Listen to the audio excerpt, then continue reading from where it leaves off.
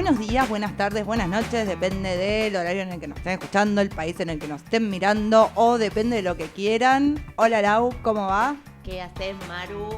Aquí estamos una vez más en una semana en la que se largó la geopolítica.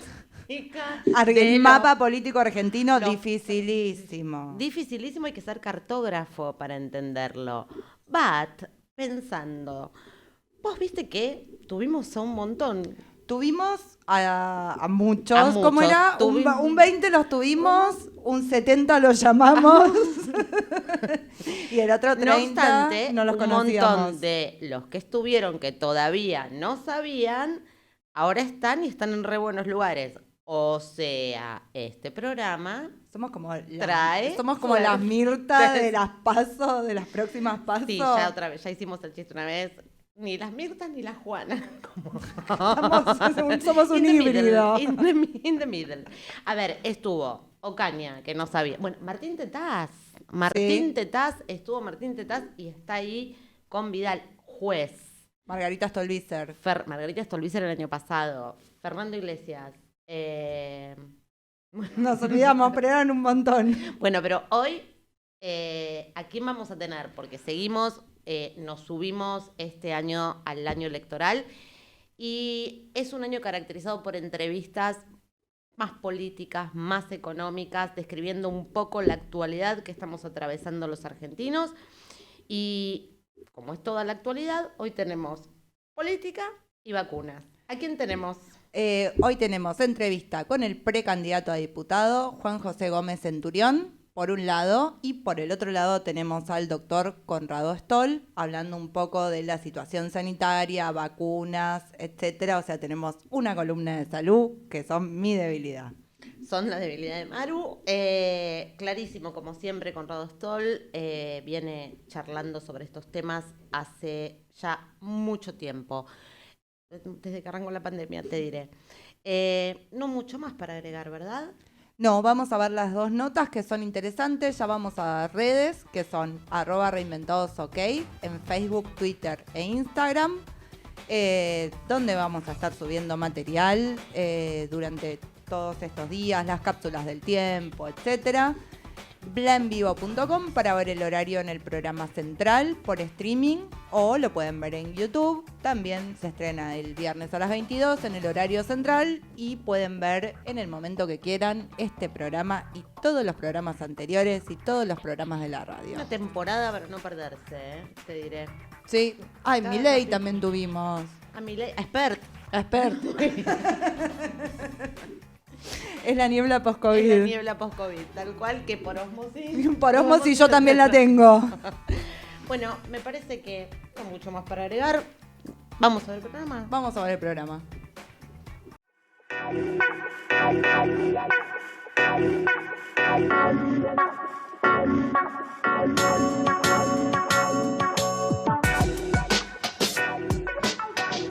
Bueno, y acá estamos en nuestra entrevista con Juan José Gómez Centurión. Juan José, oficial retirado del Ejército Argentino, veterano de la Guerra de Malvinas, donde obtuvo la más alta condecoración militar del país, la Cruz al Heroico Valor en Combate, político argentino, fue candidato a la presidencia del país en el 2019 y hoy es oficialmente precandidato a diputado por la provincia de Buenos Aires, por NOS, compite en el Frente Electoral Unión por el Futuro. No sabemos, lo dijimos bien, ¿no? Sí, perfecto, muchas gracias y muchas gracias por la invitación a este espacio. No, Juan José, gracias a usted por aceptar la invitación al programa. Bueno, y en el mapa político que finalmente se definió este fin de semana, ¿cuáles son las propuestas fundamentales que usted tiene para los bonaerenses? ¿Cuáles son los pilares de las propuestas que tiene para los bonaerenses? Bueno, nosotros seguimos sosteniendo aquello con el cual nacimos en el 2019, que es que la Argentina tiene un fracaso estructural de décadas detrás de una clase política que nos trajo hasta acá. Nosotros básicamente lo que decimos es que Argentina tiene el plan equivocado con los peores dirigentes. Y el núcleo de esta tormenta perfecta se llama clase política y sistema político. El sistema político, para terminar de implementar este derrumbe de la Argentina que ya lleva décadas, ha implementado un sistema político que tiene la misma agenda, las dos fuerzas políticas mayoritarias, detrás de una forma de socialismo blando y socialismo duro, que en el fondo tienen la misma agenda que viene destruyendo la Argentina. La Argentina debe volver a reconstruir un proyecto de nación, debe reconstruir un plan de país, donde hoy el mundo da enormes cantidades de oportunidades en términos de relaciones bilaterales, salir del multilateralismo bobo, reestructurar su sistema político, reestructurar su sistema de Estado, la concepción de la relación entre sociedad y Estado, y hacer un plan a futuro que realmente desarrolle el futuro de nuestros nietos y bisnietos. Usted plantea esto de la decepción de los argentinos, ¿no? Por esto de los planes equivocados que se vienen implementando en los últimos años, en economía, en políticas públicas, fiscales. ¿Por dónde se empieza? ¿Cuál es el orden o por dónde se debería empezar? Bien, exacto, muy buena pregunta. Porque lo que estás describiendo son los síntomas de la enfermedad, no la enfermedad. Con lo cual, la política argentina, y alrededor de eso los medios masivos de televisión, incentivan una permanente discusión sobre los síntomas del problema. La inflación, el desempleo, los planes, todo esto son los síntomas. La enfermedad que tiene la Argentina es el plan equivocado con la agenda equivocada. Argentina está insertada en forma voluntaria y de la mano de la clase dirigente a una división internacional del trabajo que tiene que ver con la Agenda 2030, que es una agenda que a nosotros, que además está declarada en Davos, en la conferencia del mundo de la postindustrialización, que lo que significa es que se terminó el trabajo en el mundo, excepto para China, y es una alineación automática de la sociedad y de la Argentina hacia la economía de China, que nos relega a nosotros a ser proveedores de materias primas, como obviamente la soja, los derivados menores de la soja, ser proveedores del litio, darle a China una base de carácter militar tecnológica en la provincia de Neuquén, y a nosotros nos relega a ese rol. Dentro de ese rol, esto tiene que ser cumplido a través de un modelo del socialismo del siglo XXI, donde la renta de la soja es capturada a la sociedad a través de un sistema impositivo, un sistema de retenciones, un sistema de doble cambiario, para que el Estado reparta. Hoy ya estamos en el mundo donde Davos habla de el subsidio universal para los habitantes viviendo de la renta de un solo producto. Esta agenda para la Argentina es mortal. La historia de la Argentina tiene que ver con su inserción en el mundo, con sus relaciones bilaterales, con el comercio exterior, con la explosión de las exportaciones, generando una renta que históricamente administró la sociedad y que hoy pretende administrar el Estado. A ver, esta agenda es la iniciada en el G20 por Mauricio Macri, hoy monitoreada por el puesto que ocupa Tolosa Paz, y usted ya estuvo hablando de esto y también al principio de la entrevista habló del socialismo blando y del socialismo duro, entiendo refiriéndose a Juntos por el Cambio y al oficialismo. ¿Nos podría hablar un poquito, desarrollar un poquito más esto de socialismo blando y duro? Sí, claro. A ver, este modelo del socialismo del siglo XXI, a diferencia del socialismo del siglo XIX, del siglo XX, que históricamente hablaba de la captura por parte del proletariado de los medios de producción, el socialismo del siglo XXI plantea otro modelo. Quédate vos con los medios de producción y dame tu renta. ¿Sí? Y esto no empieza solamente con Mauricio Macri. Cuando ustedes ven los noticieros chinos para Latinoamérica en castellano, van a encontrar un noticiero que es sumamente simbólico y dice que este proceso arranca en el 2003 con el gobierno de Kirchner. Lo sigue Cristina Kirchner, en un modelo, Cristina Kirchner nos inserta en el G20, lo continúa Mauricio Macri, cuando ustedes lo ven a Mauricio Macri en el cierre del G20, habla claramente de la alineación argentina con la gobernanza global, con la gobernanza mundial, y obviamente ya Alberto lo continúa en forma bastante más extrema, porque Argentina es uno de los 47 países que en forma voluntaria ha firmado el Plan 2030 con Naciones Unidas. Con lo cual, Frente a este modelo de socialismo del siglo XXI presentan dos alternativas. Un socialismo duro, con cara neochavista, pero que en el fondo esconde un sistema de corrupción fenomenal, con multimillonarios que no pueden explicar el origen de la fortuna, y por el otro lado un socialismo blando, con una cara bastante más polite, hablándole a la sociedad en otro idioma, pero que en el fondo sostiene la misma agenda. ¿Cuál es esa agenda? Aumento del gasto estatal, aumento de los planes sociales, ideología de género empujada desde afuera, aborto para que no se expanda la población. Es la misma agenda sostenida por dos caras y sostenida por dos discursos que parecen distintos pero que esconden el mismo plan. No sé si fui claro con la explicación.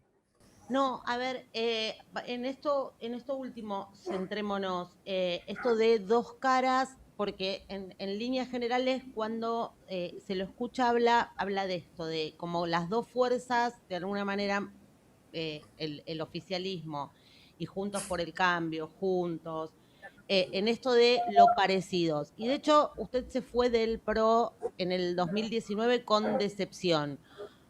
¿Qué cosas son lo que, o cuáles son las cosas que distinguen la propuesta de NOS básicamente de la oposición representada en principio por Juntos por el Cambio o por Juntos?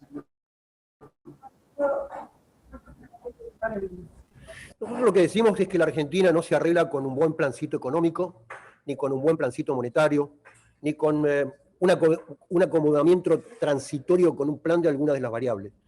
La crisis de la Argentina no es económica, no es financiera, la crisis de la Argentina es moral, porque la clase dirigente, las dos fuerzas políticas han roto con los valores fundacionales de la Argentina que están plasmados en el preámbulo de la Constitución. El orden institucional, el orden público, el valor del trabajo, el valor del esfuerzo personal, el valor de la producción, que ha sido un valor histórico que nos han heredado nuestros abuelos, y la ruptura con estos valores lo que trae es esto. Nosotros lo que decimos es que la crisis es de valores y venimos a restaurar aquellos valores que hicieron a Argentina un país que sorprendió al mundo. Igualdad ante la ley por parte de los ciudadanos, todos estos valores que han venido rompiendo sistemáticamente. En eso estamos de acuerdo, igual un buen plan económico mal no nos vendría, ¿no? A ver, hagamos la cuenta. Hace 40 años que venimos con planes económicos que venían a salvar la Argentina.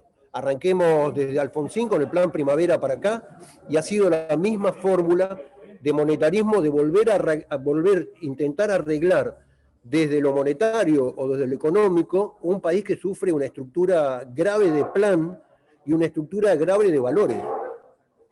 Con lo cual nosotros lo que decimos es, a ver, espera un segundito, ¿podemos parar con los ruidos? Gracias. Lo que decimos es, o la Argentina tiene una transformación profunda en los valores que le dieron origen. Segundo, Argentina cambia de plan y cambia de agenda internacional. Ustedes no van a escuchar jamás un candidato hablar de política internacional. Ni siquiera en el 2019, yo en el debate, logré que se instale la discusión de la política internacional de Argentina. Argentina hace 30 años que no tiene política internacional. Con lo cual, el problema de la Argentina es mucho más grave que sus síntomas. Lo grave es la enfermedad que tiene la Argentina. Bien, a ver, recién, bueno, y el aborto es un tema central de NOS, ¿no? Usted lo planteaba como el aborto para que no se expanda la población. ¿Cree que básicamente ese es el fondo de la cuestión de la ley del aborto que se trajo oportunamente durante la presidencia de Macri, se sancionó ahora? ¿Esa es la cuestión de fondo? Y no oportunamente, digamos. No oportunamente. Está claro que el aborto es una política globalista a nivel internacional. El aborto funciona en todos los países, menos en China, por ejemplo, donde China, de pasar de la obligación del Estado a no tener más de un hijo, autorizó a que se podía tener dos y después autorizó que se podían tener 3. ¿Por qué? Porque China, el trabajo va hacia China, el trabajo se acabó en todos los lugares del mundo menos en China. Y China lo que tiene es un modelo totalitario de programación, de economía dirigida, de sociedad dirigida, sin derechos civiles, sin derechos políticos. O sea, el aborto en China no funciona, pero sí funciona en Argentina. Porque el planteo del modelo global es, ustedes con la soja tienen que vivir. Y tienen que vivir con la repartición de la renta de la soja por parte del Estado. Con lo cual, lo primero que tienen que hacer, por lo menos, es no expandirse desde el punto de vista demográfico. Y Argentina, desde el punto de vista demográfico, tiene dos problemas muy serios. Primero, es un país vacío. Desde el punto de vista estratégico, es absolutamente, salgamos del problema moral que ustedes ya lo conocen, cuál es mi planteo, digamos, ¿no? Desde el punto de vista estratégico, la ley del aborto para la Argentina es un suicidio. Segundo, el problema de la demografía de Argentina, además de que está vacío, Argentina hoy sufre una demografía que ha armado la política durante 40 años con la mitad de la población en un territorio que es menor a Bélgica. Entonces, digo, la política del aborto no es que se les ocurrió a alguien acá en la Argentina, algún lobby propio de la Argentina. Viene financiado con fundaciones que son de naturaleza absolutamente globalista, como la Open Society, como la Parenthood, como todo lo que es el modelo global. Con lo cual, no es una buena idea ni un rapto de imaginación que tuvo el gobierno de Cambiemos. Fue el empuje de una política global porque Argentina está metido dentro de una agenda que implica el aborto. Bien, y ustedes como partido tienen una propuesta que es la adopción prenatal para modificar la ley del aborto. ¿Puede contarnos un poquito más sobre eso?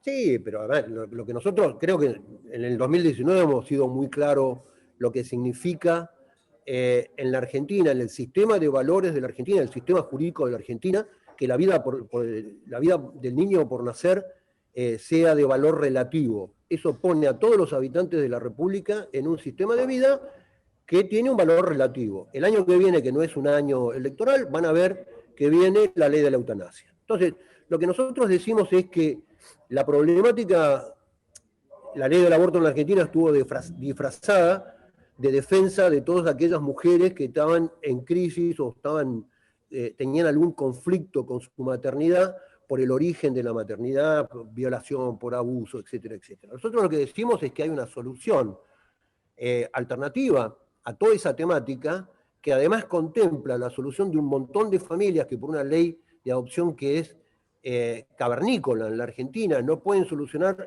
familias que no pueden solucionar el problema de no tener hijos, que el modelo de la adopción prenatal soluciona los problemas de dos naturalezas, el del conflicto con la maternidad y de aquellas familias que no pueden acceder a través de la ley de adopción a tener un hijo y a tener un integrante más en su familia, a desarrollar su vocación paterna. Con lo cual, ¿qué es lo que decimos? Con el modelo de adopción prenatal se solucionan los dos problemas y se le devuelve a la vida el valor absoluto que tiene adentro de una sociedad y que está implícita en la Constitución Nacional y en todos los pactos firmados por la Argentina. Con lo cual vamos a llevar al Congreso esta ley de adopción prenatal. Bueno, a ver, que la ley de adopción en nuestro país a ver, no solo que es antigua, sino que no funciona bien, esto sin duda. El tema del aborto tiene dos aristas, o sea, la nueva ley, si quiere, y el tema de violaciones y todo eso que ya estaba contemplado, que va más allá, y a ver, entiendo su postura, pero para una mujer que fue violada, sostener 9 meses de embarazo, por más que al final del camino den adopción ese niño, no sé si es la mejor forma, o sea, como tiene dos aristas diferentes el aborto, me parece, lo que tiene que ver con cuestiones de violación, abusos, etcétera, y lo que tiene que ver con la legalización del aborto en general. No, lo que tiene que ver, perdón, yo no quiero hacer un debate, no era lo que No, tampoco era el mío, debate del aborto, porque espera. Yo eso ya lo hablé durante toda la campaña del 2019. Lo que yo te digo es que nadie tiene derecho a sacarle la vida a alguien. Entonces, porque si no caemos en la tesis de Ginés González García, el niño por nacer es un fenómeno, y no es un fenómeno. Primero, es un ser humano. Lo demuestra la biología, lo demuestra la ciencia, lo demuestran 300 años de ciencia en Occidente. Después, no solamente que es un ser humano, sino que además el ADN lo que demuestra que es un individuo único. En toda la historia de la humanidad y en todo el futuro de la humanidad va a haber un individuo igual. Entonces es un asesinato de un individuo. Entonces lo que digo es, el aborto no puede ser la solución de lo que falló en todos los métodos anticonceptivos. ¿Por qué? porque el aborto es una vida. Y si la vida del niño por nacer es un valor relativo, tu vida y mi vida tienen un valor relativo también. Y la vida tiene un valor absoluto. Bueno, nada, con esto cierro. No, Bien, está Yo les cuento mi perfecto. Igual yo vamos te a- decía en otros temas, pero no Vamos importa, a cambiemos hacer de tema. uso de armas. A ver, ¿qué significa, Juan José, la designación de la camporista Natasa Luzó como nueva titular de la ANMAC? Bueno, un paso más con un más alto nivel de corrupción de lo que ha sido la política de desarme en la Argentina de los últimos 30 años. El progresismo ha tomado dos cosas como concepto. Primero, que las armas son malas, y las armas son herramientas. Usadas en buenas manos son buenos, salvan vidas. Todos los días a nosotros nos defiende nuestra integridad gente armada que se llaman policías que están en la calle, y si la usa la persona equivocada son herramientas malas. Con lo cual, el arma no es mala, el arma tiene un valor herramental. Primer concepto. Segundo concepto.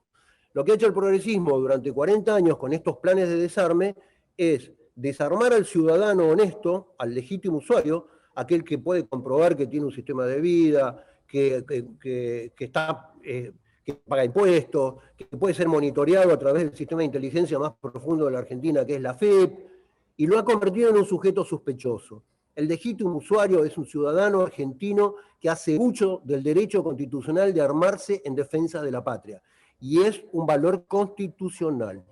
Obviamente, como todo derecho, tiene que estar reglamentado. Pero ¿qué es lo que han hecho los organismos de control de armamento? Primero, un plan de desarme, con lo que han logrado armar al delito, generando una cantidad de armas en situación irregular que terminan en manos de los delincuentes. Primero. Segundo, colocar en una situación de sospecha sistemático al legítimo usuario. El legítimo usuario es una persona que además briga para que no haya armas ilegales. Legítimo usuario es un tirador, un competidor de tiro, es un cazador, es una persona que vive en el campo y donde todos los días entran a robarle ganado, le cortan los silobolsas, donde además hay animales que muchas veces ponen en peligro su hacienda o ponen en peligro sus hijos. Con lo cual, lo que nosotros estamos diciendo es que hay que revertir este proceso y hay que lograr el mayor nivel de empadronamientos de armas en la Argentina, que tiene que haber un organismo y la forma más legítima como ese lugar controle exactamente el uso irregular de armas, es que haya gente que conozca el tema y que son los legítimos usuarios. Hablemos de vacunas y de gestión de la pandemia. Hoy tuiteó algo en relación a eso que dijo en el 2020, finalmente se vacunó, no se vacunó. No, no me vacuné. No me vacuné, estoy con tratamientos alternativos, con ivermectina, con todo aquello que los laboratorios ocultaron porque ya se vencieron las patentes y porque obviamente no es rentable para nadie. Ahora, lo que nosotros estamos diciendo que es una barbaridad el avance sobre este tema del pasaporte sanitario y de obligar a la gente a vacunarse. El Estado debe poner a disposición de las personas la vacuna, lo que hay de vacunas, que es una vacuna con 1 año y medio, con alguna fase 3 terminada, las vacunas tienen que tener fase 6 para hacer una vacuna oficial, y a partir de eso generar en cada individuo la posibilidad de vacunarse o de no vacunarse. La obligatoriedad del Estado en decir yo te voy a cuidar obligándote a vacunarte es un avance sobre las libertades individuales. Lo que ha demostrado el gobierno en 1 año y medio de pandemia, que hemos sido el país que peor la ha manejado. ¿Por qué la ha manejado peor? Porque arrancó con este concepto de decir yo, papá Alberto, que estoy a cargo del Estado, te voy a proteger. Los individuos, los ciudadanos, somos personas inteligentes. Sabemos cuidarnos, sabemos protegernos. El Estado lo que tiene que hacer es poner a disposición el sistema de salud como corresponde y poner las vacunas para que los ciudadanos nos vacunemos en forma voluntaria, no obligatoria. Bueno, no hay obligatoriedad en Argentina todavía de vacunarse y si habría disposición de otra... Todavía. Esperá que saquen el pasaporte sanitario. Vas a ver cómo pretenden que para las elecciones nos hagan una cola de decir quiénes pueden ser presidentes de mesa, quiénes pueden votar y no quieren votar. Espera un poquito. Ya va a venir, Tené paciencia. Si habría a disposición otras vacunas... ¿Perdón? Si tuviéramos a disposición otras vacunas, Pfizer, Moderna, hoy llegaron, ¿hubiera optado por vacunarse? Hoy, cuando abre la campaña, después de 1 año y medio, Sí. Van a venir las vacunas Pfizer, que tendrían que haber venido el año pasado. Ujú. No sé si me voy a vacunar o no. Hasta ahora vengo bien. Yo siempre creo que hay alguien que tiene más necesidad que yo de vacunarse. Ese, en el fondo, es mi problema subjetivo, digamos, ¿no? Bien, ahora trajo este tema de, bueno, ahora se cerró el convenio con Pfizer, largó la campaña. Y estamos a nada, días, ¿sí? No, días que en Argentina son un montón, ¿no? Antes de las PASO. Pero tenemos las vacunas en la campaña, el DNI con género X, los planes como súper cerca, los precios cuidados.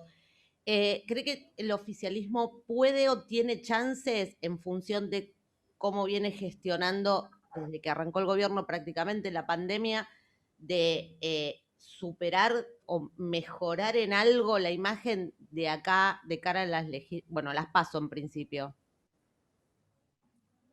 A ver, Argentina hace un mundo de la mano de los medios de comunicación, de los asesores de prensa, de los asesores de marketing, de las consultoras, hace un culto de la imagen. La imagen, mira de Alberto Fernández, un día hasta 100 y al otro día hasta 10. El tema, me parece que más allá de la mejora de la condición de la imagen, el problema es, y lo que vamos a ver ahora, si el ciudadano acompaña este disparate o no acompaña este disparate. Yo creo que las dos maquineras electorales se están desangrando para poder sostener su núcleo de votos. Por ejemplo, yo soy candidato en la provincia de Buenos Aires, que está entre 25 y 30 de cada lado, depende de la encuesta que ustedes miren, no la encuesta que las consultoras publican, sino las encuestas que hacen circular antes de publicarlas. Lo que van a ver es que hay una pelea fenomenal para poder sostener ese piso de 25-30 y en el medio hay una cantidad de argentinos que dicen Argentina tiene que cambiar y están buscando opciones. Bien, volvamos un segundo a Malvinas. ¿Volvió a Malvinas después, alguna vez? Yo no vuelvo a Malvinas con bandera inglesa. Yo estuve en Malvinas con bandera argentina y es un postulado de vida que no vuelvo con bandera británica. ¿Tiene Malvinas, pensando en la vida política, tiene Malvinas en agenda en lo que significa las relaciones internacionales? Sabemos que usted siempre dice que las Sí, Malvinas claro. nos las deben devolver. De hecho, hemos leído sí, en reiteradas oportunidades que usted, de hecho, le han escrito soldados de distintos rangos británicos y para usted las Malvinas son argentinas y todavía le duele, sí, la salida de Malvinas, ¿no? Con la pérdida de sus soldados.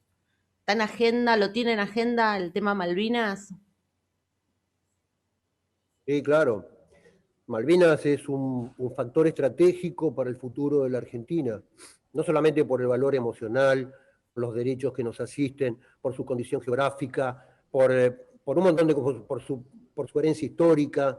Malvinas, desde el punto de vista estratégico, significa la llave del Atlántico Sur, que es el vínculo de la Argentina con su futuro reclamo del continente antártico. El continente antártico alrededor allá entre 2048 y 2050, cuando empiece a caducar el Tratado Antártico, Argentina tiene posibilidades, es el primer país que tuvo presencia permanente en la Antártida. La Antártida es el continente del futuro, es el continente que de alguna manera alberga el espacio, las reservas de agua, los recursos naturales que todavía no han sido divididos desde el punto de vista político. Por lo cual, imagínense ustedes, para nuestros bisnietos, Argentina con su reclamo antártico histórico en posesión territorial, Argentina puede ser vecino de países como Nueva Zelanda, como Australia, como Dinamarca, países desde el punto de vista territorial. Es decir, la geopolítica mundial cambia en los segundos 50 años del siglo. El continente antártico va a ser el continente que va a cambiar la geopolítica del mundo y Argentina tiene que estar presente. Y para eso, las Islas Malvinas, como punto de anclaje en el Atlántico Sur, son un objetivo estratégico de Argentina. Y yéndonos de tema, pero bueno, es un programa donde muchas veces tuvimos veteranos de Malvinas y es una pregunta que nos gusta hacer siempre y no tiene nada que ver con esta entrevista, pero siempre viene al caso. ¿Quién sería Juan José Gómez Centurión sin Malvinas? ¿Quién sería usted sin Malvinas? No sé, a mí las preguntas hipotéticas me cuestan. Yo soy lo que soy, cada uno está trazado y está marcado por puntos de su historia personal que le marcan la vida. Juan José es con Malvinas. Bien, No sé qué sería yo sin Malvinas, ¿no? Es otra historia, pero yo soy con Malvinas. bien. Bueno, justo en Malvinas está el tema Chicas, yo tengo un equipo que me está esperando acá listo. para una reunión de campaña. Les pediría Vamos si con la podemos ir última, cerrando. vamos con la última. Hay una Dale. frase que usted repite seguido y postea seguido. Devuelvan la patria. ¿Qué contiene? ¿Qué cosas contiene esa frase? Devuelvan la patria, devuelvan nuestro pasado, devuelvan nuestro presente, devuelvan lo que se robaron, devuelvan los valores que nos quieren destruir y devuélvannos el futuro de nuestros nietos. Se los vamos a hacer devolver. Bien, Clarísimo. bueno, clarísimo. Muchísimas gracias. Gracias por aceptar la invitación. Gracias a ustedes, un placer.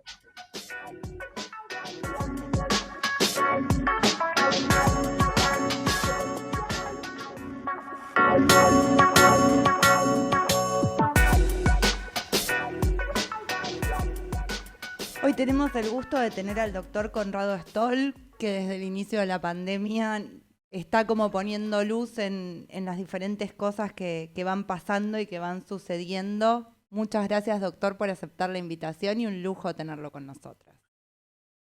Gracias a ustedes, Marianela y Laura. ¿Cómo están?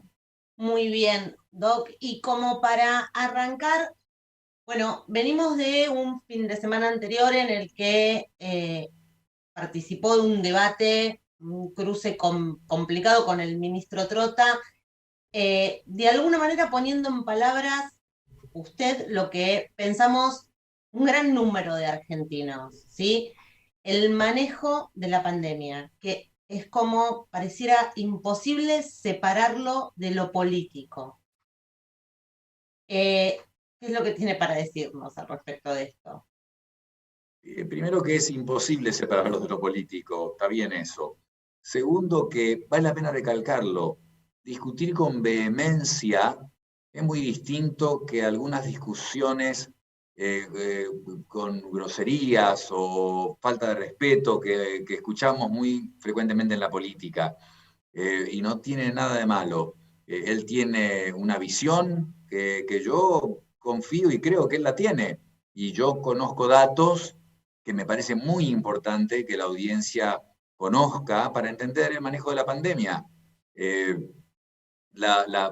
enfatiza mucho, no, olvidémonos de él, pero si ven ustedes los avisos y las promociones del gobierno en diarios, se enfatiza mucho lo de los 40 millones de dosis, y la verdad, se han aplicado 29 millones. Es como malo decir eso, porque uno tendría que explicar por qué no se han aplicado esos 10 millones extra, que son 5 millones de personas con vacunación completa, si uno aplicara 10 millones de dosis.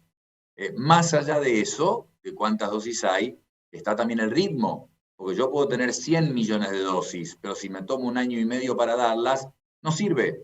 Por eso es tan complicado y nadie dice, ¿cómo no hacen esto que es tan simple? Es muy complejo, pero queda clarísimo que hay que vacunar a un ritmo acelerado, porque lo único bueno que hemos tenido es que siempre tenemos el ejemplo de Asia, de Europa, de Norteamérica, y después nos tocaba a nosotros. Ahora hay otro desafío más.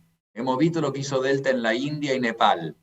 De ahí fue a Europa, donde todavía causa problemas. Parece estar disminuyendo en el Reino Unido. Parece, levemente. Pero ya vieron ustedes cómo en Francia hay problemas de contagios, Cataluña severamente. En Alemania consideran hacer obligatoria la vacunación. O sea, todavía con problemas. Y Estados Unidos, donde estuve hace solo 3 semanas, mientras yo estaba, se hacía el comentario de cómo aumentaba la cepa Delta, de 5% a mitad de mayo a más del 60% a principios de julio.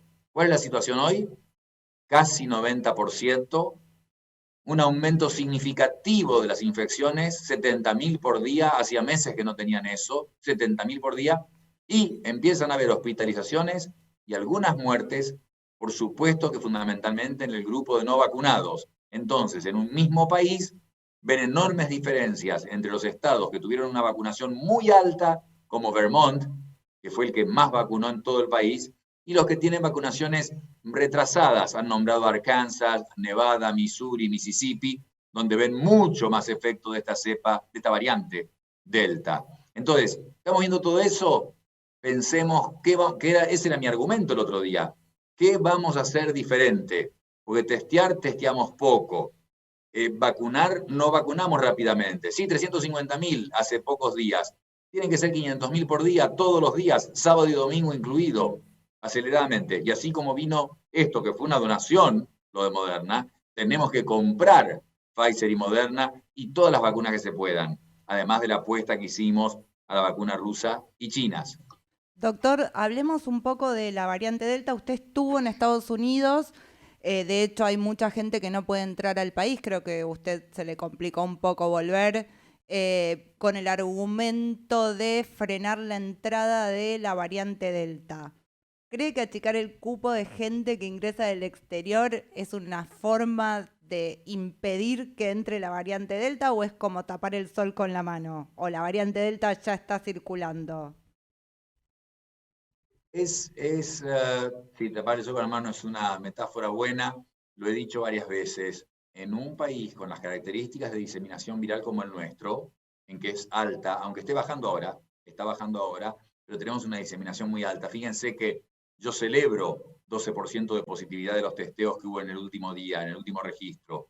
Teníamos 25, 30, hemos llegado a 40% de positividad, lo cual les está diciendo que quedan muchísimos infectados en la comunidad contagiando gente. 12% quiere decir que hemos detectado más, pero tenemos una alta diseminación viral.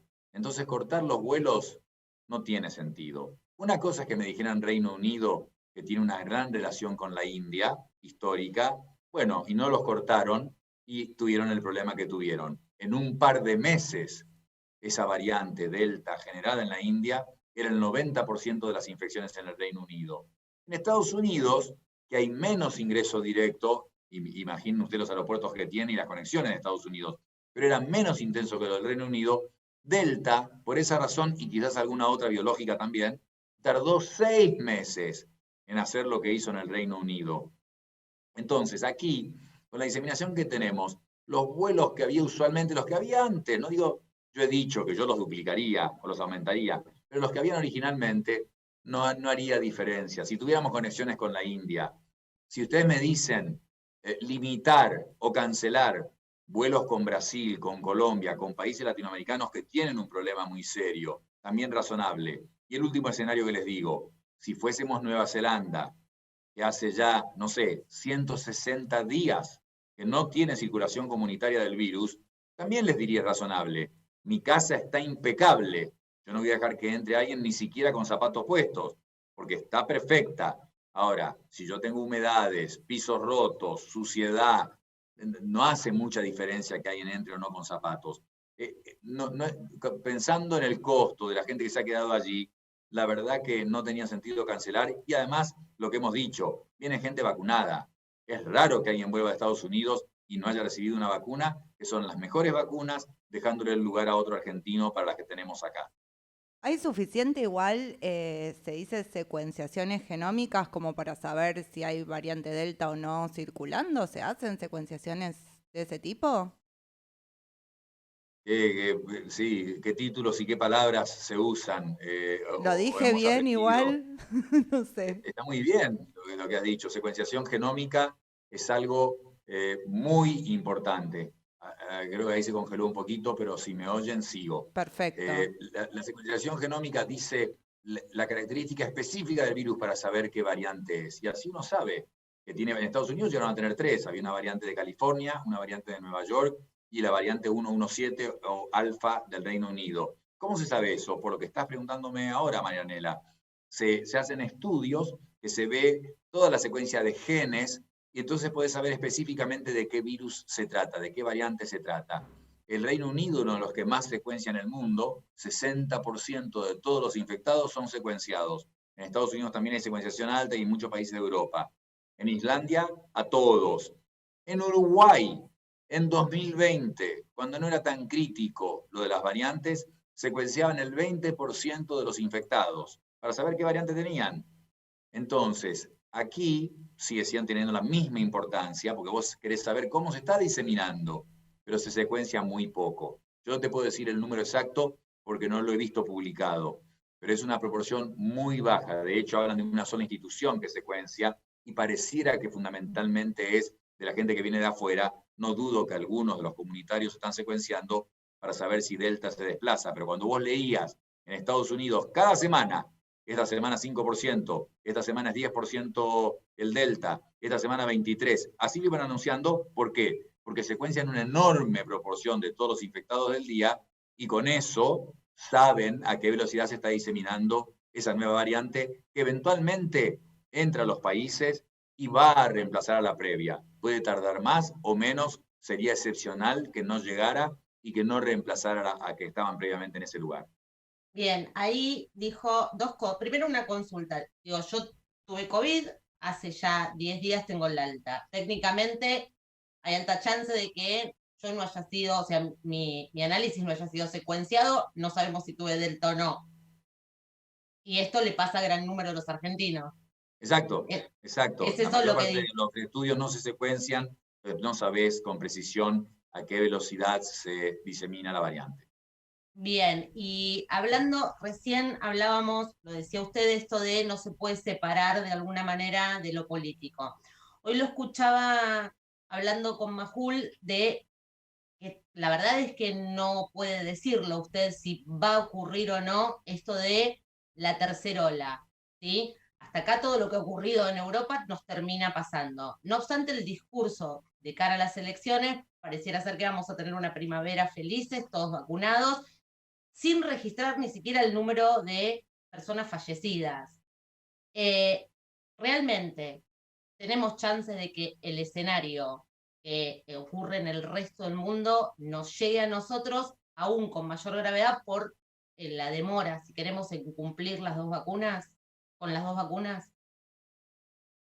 Laura, en Japón están en la quinta ola, con una olimpiada y usando vacuna Pfizer, que hace una leve diferencia porque es la vacuna más eficaz para evitar que alguien que está vacunado se contagie y por lo tanto transmita la enfermedad.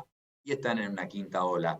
Además, con su disciplina, que fue ejemplar en el 2020, se usó esta fórmula de las 3C, que del inglés venía en esta propuesta de Japón de estar al aire libre, en lugares ventilados, de no estar demasiado tiempo con una misma persona y de no estar en lugares con grupos grandes de personas. Con esas tres cosas, en Japón tuvieron bastante controlada, muy controlada la pandemia en 2020. Por supuesto que hace falta también la cultura japonesa para poder hacerlo así. Suena fácil, pero no es tan fácil.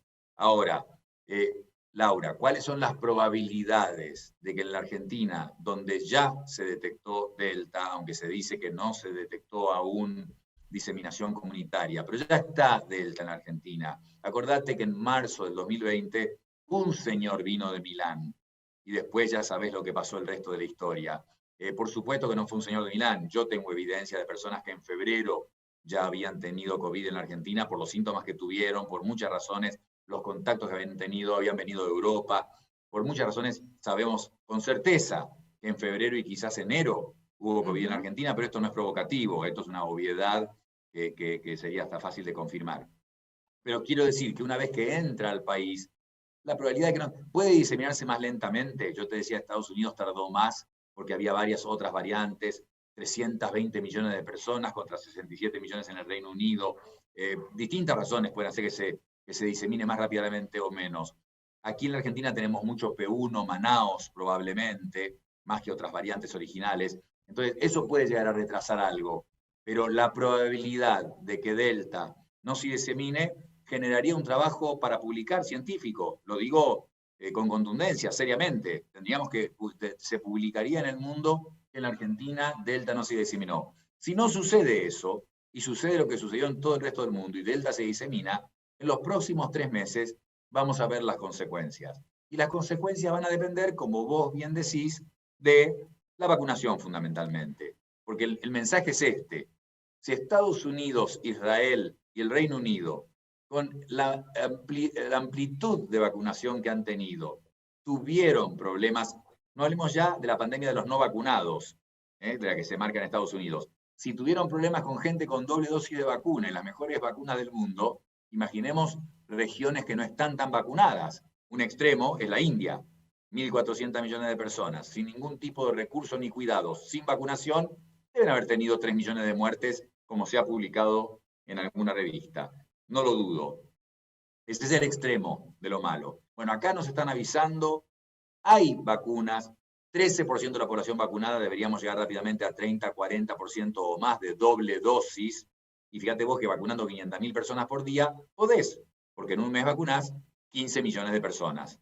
Entonces, vos lo dijiste, hay que tener doble dosis, yo agrego y hay que testear mucho más.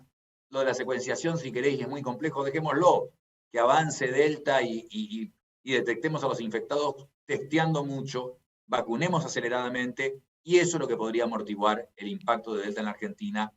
Delta tendría que ocurrir, la ola de Delta debería ocurrir. Doctor, ¿pero qué pasa con las vacunas que tenemos en nuestro país y la variante Delta?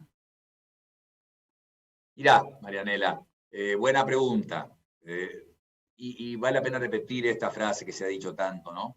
Que es que todas previenen con alta eficacia mortalidad y enfermedad grave, que es lo que queremos. Pero sucede con estas variantes, y por eso lo preguntás seguro, que también querés cortar el contagio, porque si la vacuna que te das permite que te contagies, aunque evite la enfermedad grave y todo sea una simple gripe, vos podés contagiar a otro, y ese otro a otro, y ese otro a otro, estén o no vacunados. 10 personas vacunadas que se contagien entre ellas, probablemente no le va a pasar a ninguna de ellas nada y las 10 van a tener gripe. Pero si se contagian 100.000 en un país de 45 millones de habitantes o más de 100.000, y alguno, el que es más débil, el que tiene más años, el que tiene el exceso de peso, diabetes, alguna complicación, alguno puede tener una versión grave. Entonces, por eso la importancia de la segunda dosis, aunque, de nuevo, Sinopharm, AstraZeneca, Sputnik y ahora tenemos Moderna. Es una combinación buena. Lo que hay que lograr es que tengamos 2 dosis de cada una. Obvio que los que reciban Moderna, y si compramos Pfizer, que todavía no pierdo esperanza, Pfizer, o AstraZeneca, que ha mostrado buenos resultados, Sputnik los puede tener, pero no están publicados. Pero de AstraZeneca, Moderna, y si consiguiéramos Pfizer, vos sabés que los que estén vacunados con eso van a ser menos transmisores de un eventual contagio con Delta. Los que estén vacunados con Sputnik no lo sé, y con Sinopharm quizás un poco más transmisores. Esa es la situación, pero la clave es 2 dosis y pasar el 30% de la población con 2 dosis. Igual Marianela me parece que lo preguntó porque de alguna manera usted viene anticipando, ¿sí? Ya desde principios de julio, que de todas las que tenemos acá, Sinopharm era una de las que presentaba, si queremos, menos solidez frente a la nueva variante. ¿Esto es así? Dije que era la menor eficacia para evitar contagio y el Ministerio de Salud de la Nación sacó un estudio comparando las 3 y Sinopharm era la menos efectiva para evitar el contagio. O sea que esto lo sabemos. Con respecto a Delta, de nuevo, Gamaleya dice que Sputnik es efectiva, no vimos datos publicados. AstraZeneca sí publicó un trabajo muy sólido en que mostraron que con una sola dosis 33% de eficacia, igual que Pfizer, o sea, bajísima. Pero con la segunda suben rápidamente, por eso lo de las 2 dosis. Pfizer sube a 88% de eficacia y AstraZeneca a cerca de 70% de eficacia, o sea que sube mucho. Sinopharm, conozco un solo dato, un trabajo de Hungría que mostró buena eficacia para Delta en menores de 50 años, pero caía significativamente en los mayores de 50 y más en los mayores de 80.